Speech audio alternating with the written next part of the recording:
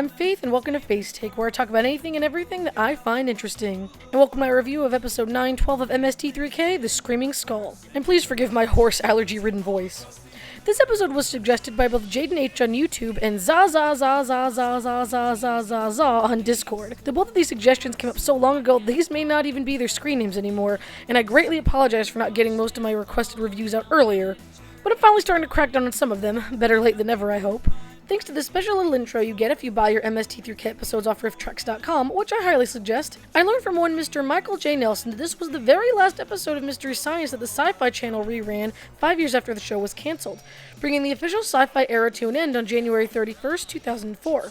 But let's stop with the preamble and dive right into my review of MST3K episode 912, The Screaming Skull. Starting off with the cold open, as we always do, we get some fun puppetry here as Tom Servo is metamorphosized into a butterfly and goes through a disgusting amount of detail about the process. Unfortunately, he then undergoes many horrific events that make him just look like Tom again, but make no mistake, he is still a beautiful butterfly. Down on Earth, Pearl, Bobo, and Brain Guy are all ready for the day in their penguin costumes, catching Mike and the bots completely off guard. As they scramble to get their own costumes together as quickly as they can, they're stuck as a sheep, a dog, and a reindeer. And I don't know about you, but the randomness of seeing the Mads in penguin suits and Mike as a doggo is enough to bring me an intense amount of joy. Hi everyone, welcome to the Satellite of Love. As you can see, there's been some changes in Tom. It's a little difficult to explain. Oh, not difficult at all, Mike.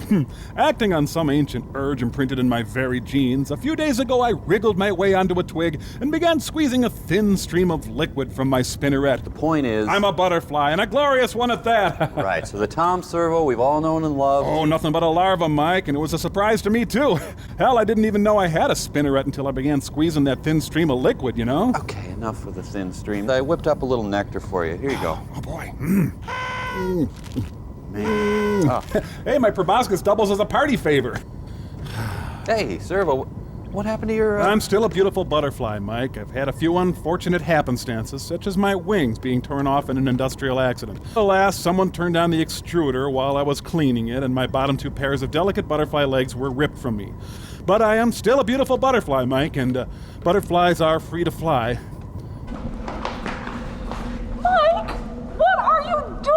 It's 10 o'clock! And you don't have your penguin costumes on yet. Yeah.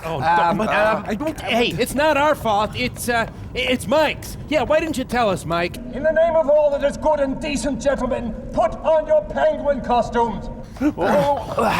Sorry. Pearl, these old costumes were all we could come up with. Sorry.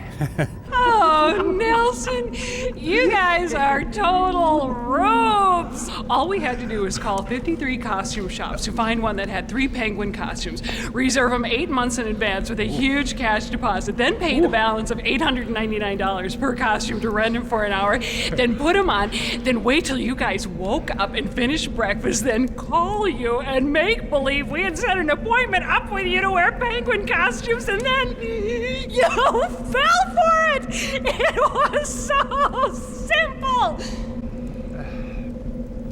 Actually, it was a titch pathetic of us, I'm afraid. You all have ridiculous-looking penguin costumes on. Yeah. And you're out a lot of money and time. Yeah. Burned you, man! I hereby decree that you are more burned than us. To celebrate, we're sending you a horrible, smelly movie. It's called The Screaming Skull. Eat it! Boy, do they look stupid. Yeah, at least we maintained our dignity. Yep. Whoa, movie time! To kick things off in the theater, we have a short, quite a rarity during the sci-fi seasons, and non-existent in the Netflix ones. And it's not just any short, it's a Gumby short.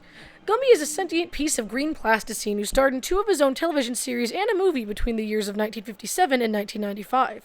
This particular short, entitled Robot Rumpus, is Season 1, Episode 7 of The Gumby Show and was aired on July 20th, 1956, with the riffers focusing on the second half of it here.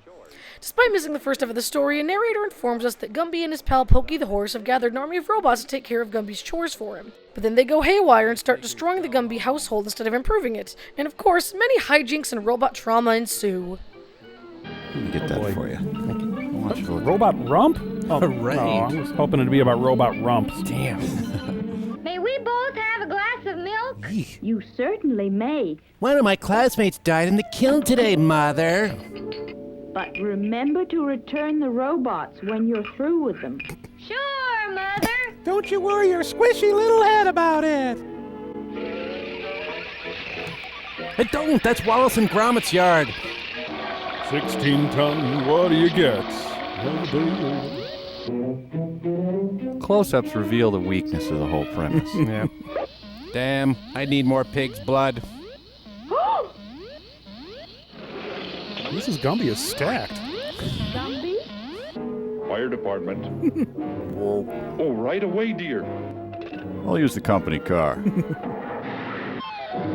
I'm gonna set you on Don Knotts strength. That squares my breasts. Mom threatened to make me into a bowl. Look, Gumby, your father didn't stop that one. Wonder why the Gumbies never had any other children. Good question. Gotta move this body back upstate. Oop, bad move. Robots do not fight clean. You know that, Mike. Oh, yeah. Son, I'll need a can of Play-Doh to replace my butt. There's only one way to stop that robot now. On CNN. Eat death, robot!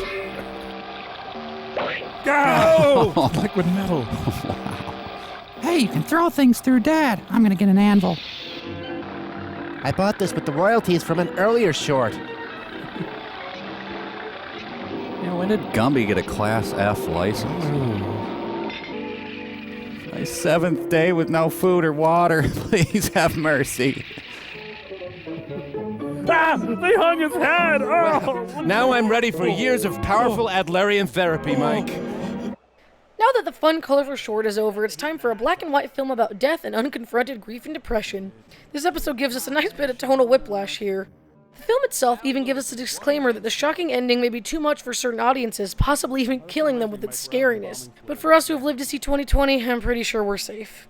We meet newlyweds Eric and Jenny as they head up to a lovely country house with a pond and sprawling gardens.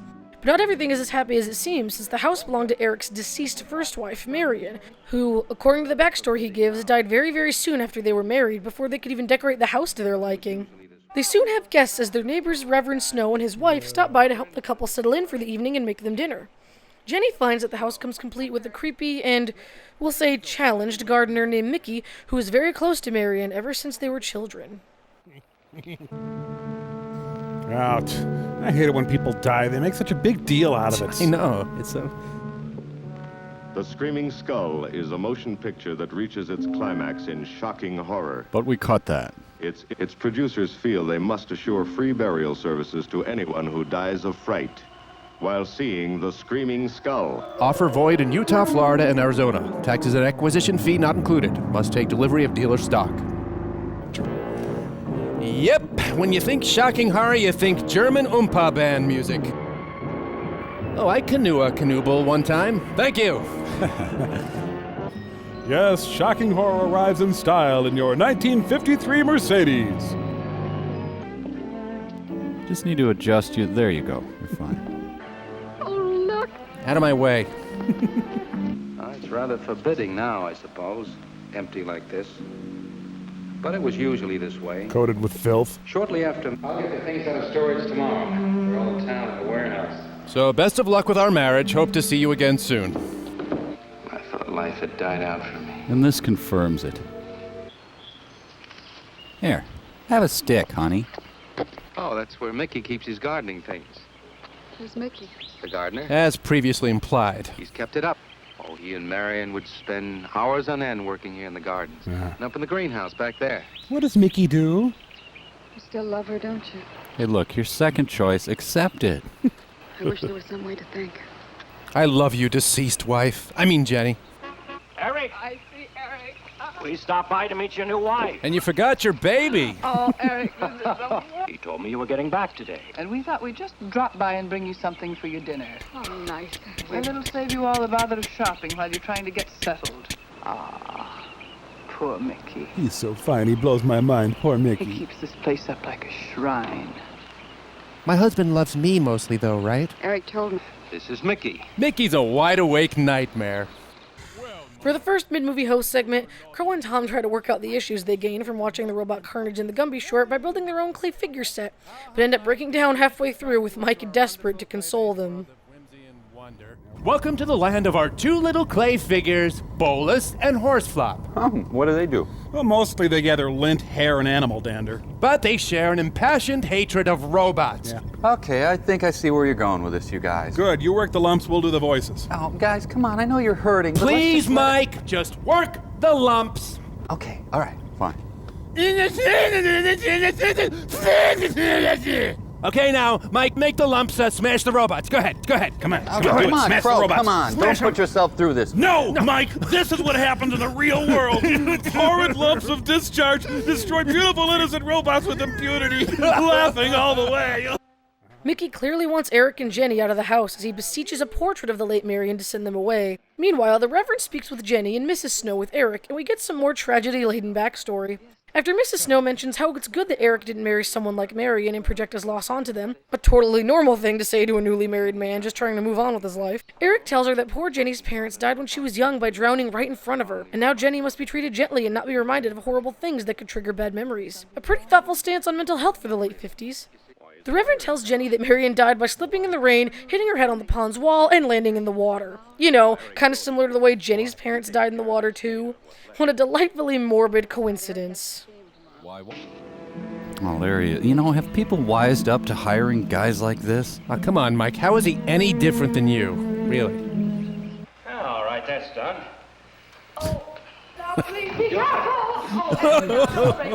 Honey. You're doing great, Reverend. Don't worry. Good heavens, honestly, the two of them are just like children. Oh, that doesn't look too bad, Harry. Children love to hang I drapes. hope you have more luck in getting your husband. Ah, Van Gog's howdy. No, Larry, no. Send them away. Exit stage left. Isn't she wonderful? Yes, she's not at all like Marion, and I think that's for the best. I went someplace and I'm sad. You know, so many men, when they lose a wife, they try so hard to deny the loss they marry someone exactly like the first wife. It hardly seems fair using the living to bring back the dead, does it? No, I suppose it doesn't. We make a prison for ourselves out of the... She lost her parents many years ago in a very tragic way. See, I want her to be happy, Mrs. Snow. Of course you do, and so do we all. Mm-hmm. Now, how did she lose them? Well, she set them on top of the car and then drove off. They drowned in an accident. Hi, Debbie. Jenny saw it all. Mr. Mauer told me that Eric had found someone very sweet and very kind, and with whom he was very much in love. He didn't say enough. Unfortunately, that all fell through. How did Marion die? Didn't Eric tell you? He sat on her head. I think the subject's rather painful to him. I'd like to make him talk about it. Let's just say she was riddled with bullets. We don't know, of course, what happened then. We should have called the police. Huh. Perhaps she slipped on a leaf. Base of her skull was smashed. Anyway, how are you? Good night. Good night. Good night. Oh, what the hell was that? Did you know that Jenny's... A few nights later, Jenny's reading a book in bed and is just as cheerful as their lives have been up to this point. After describing it to Eric, they start making out. Because if there's anything I know about romance, is that it stems from trauma and mutual hurting. Maybe that's why I'm still single. Well, anyway, Jenny wakes up in the middle of the night to hear a banging sound downstairs and Eric out of bed.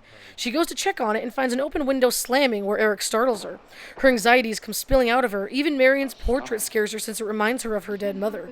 Eric tries to calm her down, assuring her that the portrait can't hurt them. Some noises are probably just Mickey on the grounds, and the screams she thinks she's hearing are no more than the peacocks outside. The next day, he even tells Mickey he can't randomly come inside the house in the middle of the night anymore, which should have probably been a rule in place to begin with. When Eric heads off for a long day in town the next day, Jenny tries to befriend Mickey by taking some flowers to Marion's grave with him, because yes, Marion's grave is on the freaking property. Gotta make sure to make the house extra hopeless and bleak. What are you reading? Avoiding the Old Goat by Ann Landers. Something Mrs. Snow sent over. Interesting. It was. It's all about a man who waited all of his life for something great, wonderful to happen to him. Then he gets me. He had only one good friend. It's a woman whom he confided. And she died. It's really hilarious. Flat, drab passion meanders across the screen.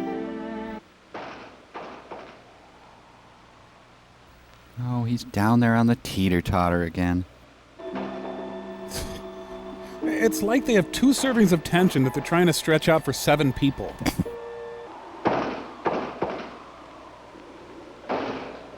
It's the only thing banging in this house lately, I'll tell you. Oh, the film broke and it was horrible. You're just talking yourself into those same old fears. Gotta talk about it, Eric. I have to talk about I forbid you to talk about it now. You're under arrest. Before, when I went to the hospital, I was hearing things. I'm hearing them again. What did you hear? Was it a gunshot or more of a stabbing sound? High, strained scream.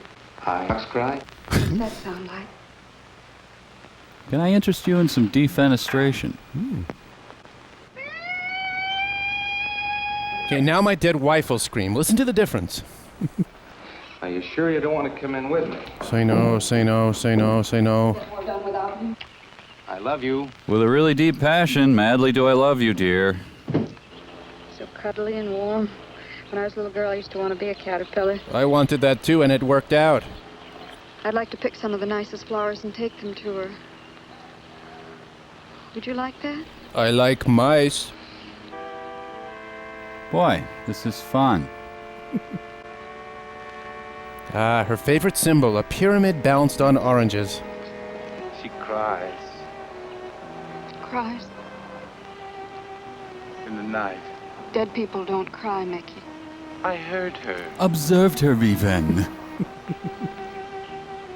Heard her. No, maybe it wasn't her. Anyway, Out on deck, Server wants to call the film company and lie about him dying from fright seeing the screaming skull, since the warning at the beginning of the film promised a free coffin and burial services to any dead person in question. Funnily enough, it kind of goes better than expected, which makes it turn out worse, if that makes any sense. Hey guys, what's going on? Shh, quiet, Mike. We're trying to scam a free coffin out of those morons who made today's film. Yeah, free coffin if you die of fright. American International Pictures. Yeah, I died while watching your film Screaming Skull. Girl, no, you're gonna ruin it. Sorry. I'd like to get my free coffin out of the deal, please. The number I need begins with an L and is followed by 3 digits. Okay, L333, I guess. Good. Okay, is this Tom Servo? What? Yeah. Okay, I have you listed as a viewer of Screaming Skull, Cool. and you say you died during the viewing of this? Yeah, well, my friend did. Which style of coffin would you like for your dear friend? The Imperial or the rest of her? It doesn't matter. Look, let's just forget the whole thing, okay? Sir, I know how hard this must be for you, but if you'll bear with us, we'll get through it. You know, you guys should try pulling pranks that don't involve lying about the dead. Oh, right, Mike. You come up with one then. Jenny tries to get to sleep as Eric is still gone, but after taking her shirt off for a quick audience pander, she keeps hearing the peacock scream and having visions of dialogue from earlier in the movie keeping her awake. She ends up meandering through the big empty house to find a skull in a cabinet and scratches her hand. She tosses the skull out the second-story window and tries to go back to bed, but just ends up sitting there for minutes on end listening to the branches rustle outside. All of a sudden, there's a loud, persistent knocking on the door, and eventually she goes to open it, only to find the skull right on her doorstep. She backs into the house screaming for the skull to just roll itself towards her, and she does what every leading lady in a 1950s horror film does best and passes out in the middle of the room. Well, might as well start that smut movie I've been talking about. Oh man, a hog calling contest right next door. I think he expects her to show up one of these mornings. She died in the water. I forgot The something. base of her skull was smashed. At least some oboe player got a paycheck out of all this horse hockey. Mary Tyler Moore. Smile though your heart is breaking. Oh, great, Ebola. Jeez. Can I come in? It's scary out here.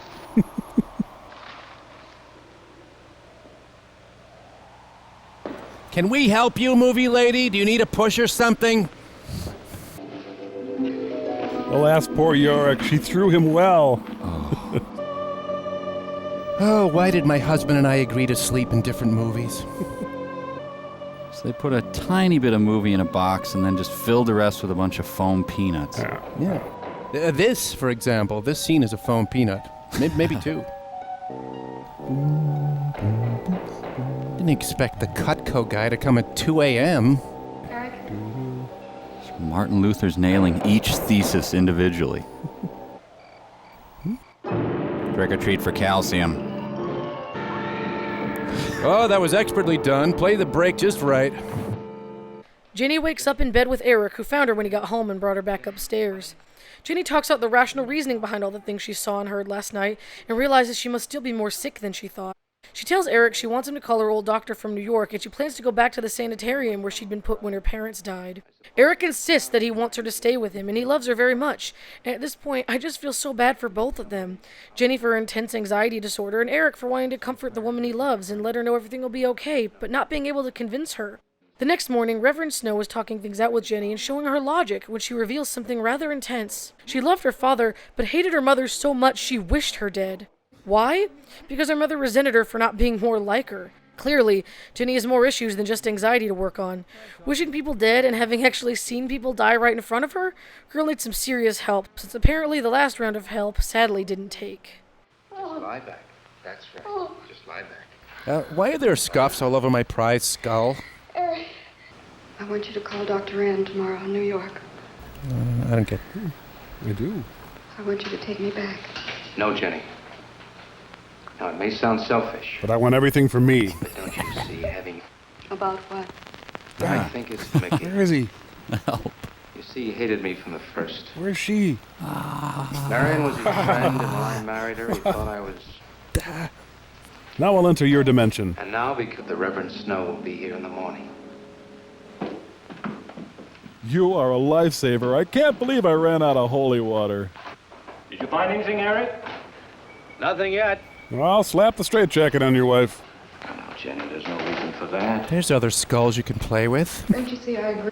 Oh, Eric told Mrs. Snow that you were very impressionable, but that's all. You're actually nuts, huh? I know lots of people needing a rest go to sanitariums. Especially crazy people. I grew up loving my father and hating my mother. Ooh.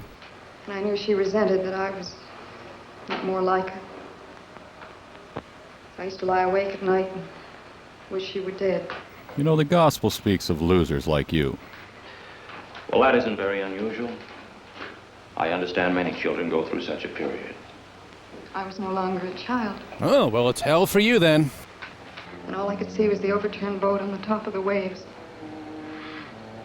And I kept trying to reach them. As I held them under. The way the men came and searched for the bodies. They were never found. Yeah, death's hard, ain't it? That's when they took me to the hospital. Yeah, look, I got bingo. Jenny and the Reverend head back to the Snows' place, where Eric will meet them after searching for Mickey to tell him again to leave Jenny alone. When he comes up empty, he heads straight to the Snows and speaks with the Reverend for a moment. Reverend Snow thinks that maybe it would be best for Jenny to get out of the house if it spooks her so much. Eric is adamant that he wants them to stay, however, as he thinks leaving will equate to admitting Jenny is sick again. He just wants to fill her with love and not make her feel like she's broken or still needs mental help. And I can see where both people are coming from with their arguments here. Eric decides to burn the painting of Marion that he has, as the reminder of Jenny's mother seemed to have sparked all this in the first place, and he loves Jenny far more than Marion's self-portrait. You go on. I'll be there in time for lunch. Well, where do you think he's gone off to, Eric? Who knows about Mickey? He might be hiding. You looked at Marion's grave? Nice wife. Mickey! Mickey! Mickey! Having his own three-legged race. Mickey! Ah, so he checks Mickey's villa in the south of France. I think I should tell you that Jenny has confided in me about the sanitarium. She didn't you? Does your wife know? We're not married. If she's so impressionable and that house frightens her so much, why subject her to it? Look, I can't do a thing like that. It'd be the worst thing for her. Mr. Snow, it would be admitting she was sick again. Reading. I want her to be happy. Mr. Slush. Will's the only cure for her fears to teach her she's loved. I mean, really loved. I mean, really? I love her so much. God bless you for that, Eric. She's a very fortunate woman having someone like you to care for her. But if you ever need to swap wives, just let me know. Jenny? I've got your number. I'm going to do something. And you're going to help me do it. Make canapes. Now it has you all preoccupied with memories of the past. You're nuttier than a cheese log. And we'll just brush it with a little olive oil first. See, we get this done, we've got the day to chase Mickey. Please, don't do this. Hang me in a comfort inn.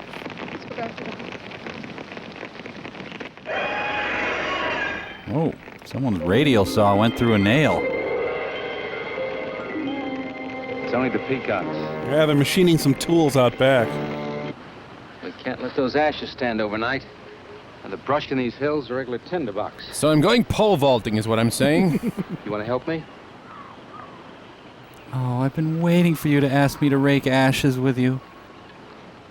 It's as if I destroyed her with my own hands. We'll have to advance to my burning small animals therapy.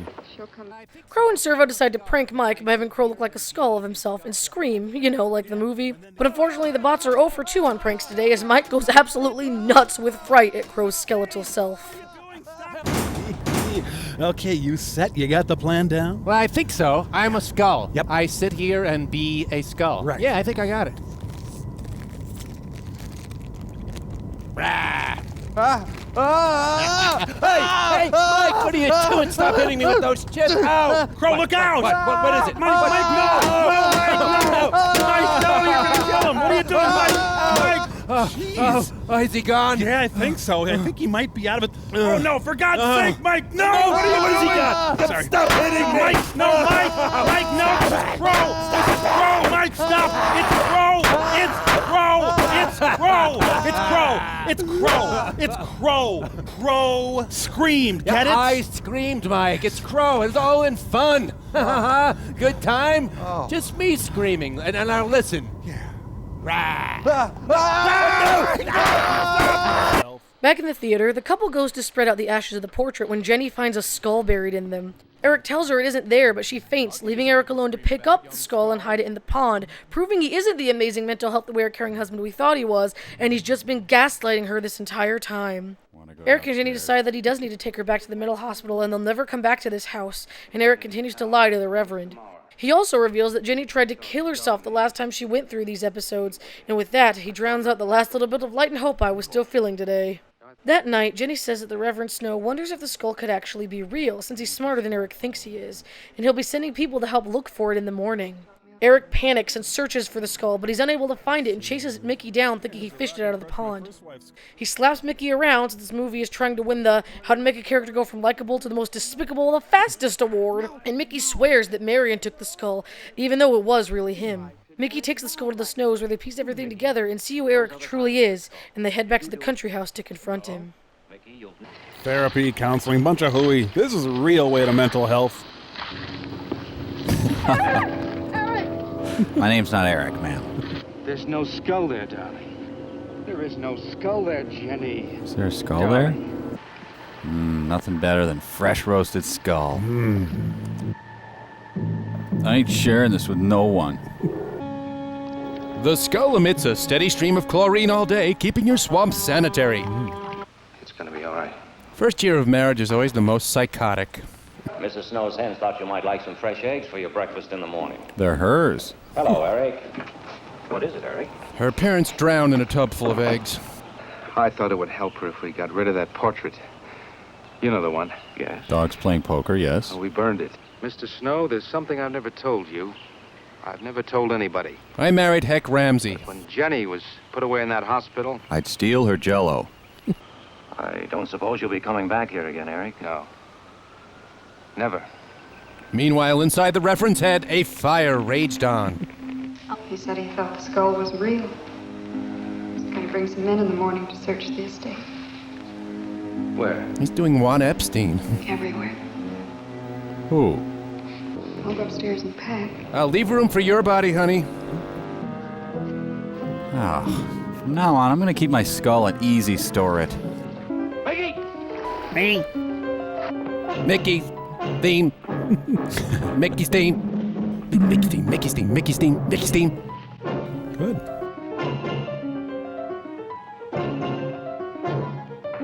You killed the Spireas, you bastard! Man, this is almost as bad as when I gardened for Jackson Brown. Sir, you want to borrow one of mine? Well, I suppose you screwed up the murder of your second wife, too. I told you you'd never amount to anything. Why can't you kill properly like the other husbands? But Eric said that he didn't see it when Jenny saw it. I know. And it wasn't her imagination. But why would Eric do such a thing? We're going back there, to that house. Mickey, get in the trunk. Back at the house, Jenny is searching the grounds for Mickey to say goodbye to him, but of course can't find him anywhere. She comes across the ghost of Marion, who begins to chase her while screams singing hauntingly. In the house, Eric's prepping a noose, which we can only assume is to hang Jenny and then blame it on her, saying she killed herself. Jenny runs into his arms in terror, and he begins strangling her, but is interrupted when there's a knock at the door. He leaves her crumpled on the floor upstairs to see who it is, and surprise! It's the skull-faced ghost of Marion, much more real than Eric thought. Suddenly, he's seeing screaming skulls everywhere, running all across the property to escape them before being bitten by one and drowning in the pond where he'd murdered Marion. The Snows find Jenny still alive, thankfully, and while Mrs. Snow tries to confront her, the Reverend finds Eric's body. It turns out Eric did this to Jenny just for her money, and probably did the same to Marion just for her country house. But at least he's dead now, so a happy ending to all this, I guess? Mickey? This movie's original title was Looking for Mickey. Step in the bear trap. Come on, step in the bear trap. Yeah, we have a pretty good marriage. It's been 3 days. I haven't killed her yet. Eric and I are leaving, Mickey. We left you a bowl of kibbles. I'd like to say goodbye. And I like to say celery. Hermione Gingold, what are you doing here? Oh, that gown was so tacky. I'm actually frightened. Well, apparently you killed a cross-dressing beekeeper as well. I'm gonna last me that chipmunk. Oh, great, she's playing her Yoko Ono albums. I think the title was supposed to be Screaming, Skull. Oh, relax, honey. Here, let me massage your epiglottis. Yuck. Ooh. It's the Society for Unstrangled Wives. Now, Mike, you gotta be fair. This movie is more than people looking for Mickey. At least a third of it is doors being knocked on and not answered. Yeah, see your point. It's the show us your live wife and win $1 million, people. Bad timing. Can I borrow some flesh?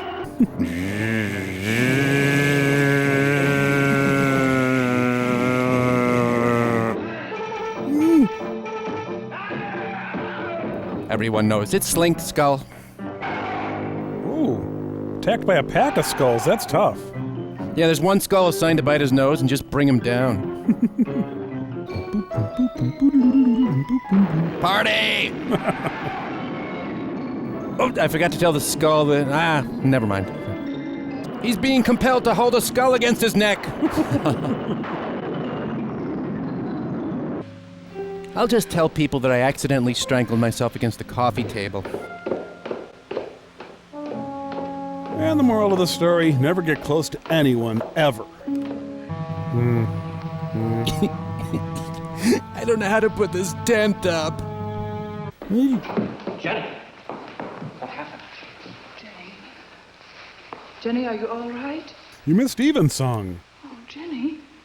I was going to do the Dance of the Seven Veils, but I only have 4. Eric, I don't know. I'll find him. It's all right, Edward. Now be careful. Shh. It's all right, darling. Oh, it's all right. Shh, Uncle Lady will take care of you. Eric, where are you? Come on, you son of a... I mean, my son. You're wearing that? Eric. Good riddance, you stinking atheist. Why did he do it? For your money. The question is now, did Marion die in an accident? I suppose we'll never know. Should we call the cops? Well, we didn't last time, and it seemed to work out. Servo's coffin arrives, and he tries to say it's not his before Mike and Crow give him up to the delivery guy. Then they get a call from Bobo telling them they forgot to wear their monkey costumes, and Mike is not having it. Hi, are you Tom Servo? No. Well, I have a package here for Tom Servo from Coffins, etc. Could you sign for it, please? No. Hey, Servo, your coffin is here, you luck. No! Now I'm just gonna have to return the thing. It's really, they stick you for the shipping. It's like $750 each way. Really? Ouch, huh? Boy, tell me about it. I had to max out your Optima card. Mike, Crow, Servo, why aren't you in your monkey costumes? It's getting late and you're supposed to be in your monkey costumes now.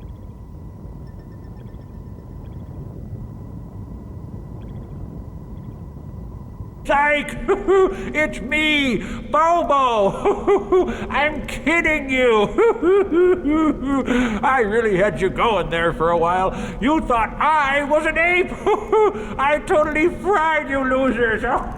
It had been literally years since I'd seen this episode last, and I'd forgotten just how awful the film is. I don't just mean in the usual awful MST3K movie way. Parts of this movie were very, very sad to watch. I mean, the movie itself is clearly drab, dreary, and just a slog overall, but man, what at first seemed like a story about a caring husband trying to help his mentally ill wife through her issues turns into a literal nightmare for me. Marrying someone who seems loving and completely understanding of my mental issues, but turns out to be a psycho serial wife killer themselves? Pretty horrifying. Of course, the riffs are really good. I mean, this is a sci-fi season episode after all, but I don't know when I'll be coming back to this one personally. Well, I totally recommend seeing it for yourselves. This really isn't the episode for me. As always, thank you all so much for watching, and special thanks to my scarily generous Patreon supporters, including Jackie Ball and Kevin Nata. This episode, while pretty doggone dark, was super fun to cover and discuss. There was a lot more meat to it than I remembered thanks to all the manipulation and mental health stuff, plus an awesome short. I hope you check it out for yourself and come to your own conclusions about it if you haven't already. And make sure to leave your own episode suggestions down below for me to add to the list of upcoming reviews. Thanks again, and I'll see you guys later. For Mystery Science Theater 3000. You know, all this time, we could have been watching an apple brown. Yeah.